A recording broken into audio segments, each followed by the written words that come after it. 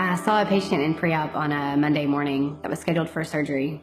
And I was interviewing her in the pre-op area, and she began to tell me that she had fallen over the weekend and had called the EMS to come pick her up at home. She began to tell me that she had left her dog at home, thinking that she would be going back to the house later that afternoon, not knowing that she was going to be admitted for surgery that day. And so she had just put like a little bit of water and a little food in a bowl and left the dog in the bathroom, and the EMS came to pick her up.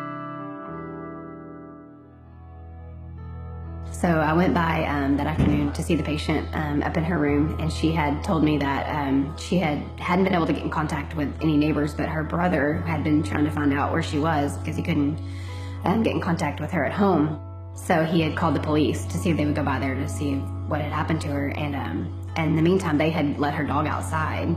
So she was more worried at this point because the dog was outside, and a cold front was actually coming in that afternoon. It was supposed to get really cold. So I told her at that point that I would go by there and check on the dog and see how the dog was, and see if I could get in contact with a neighbor to help her out while she was at Methodist. So I went by that afternoon when I got off. She had told me that the back gate was unlocked and to go into the backyard to check on the dog. I'd let the dog inside, and I'd fed it, and we gave it water and played with it.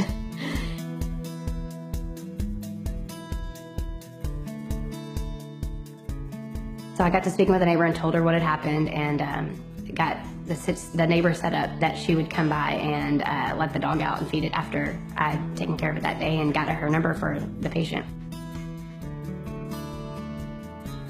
It was kind of strange going to somebody's house that I didn't know.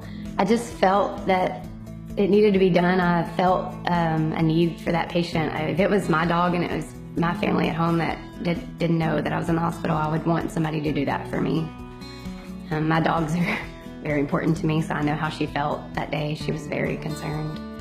I actually ran into her about 2 weeks after the surgery downstairs in the cafeteria, and she was on a motorized scooter, and she recognized me and just immediately, told me how grateful she was that somebody was able to over there take care of her dog, and she thanked me, and it was really nice.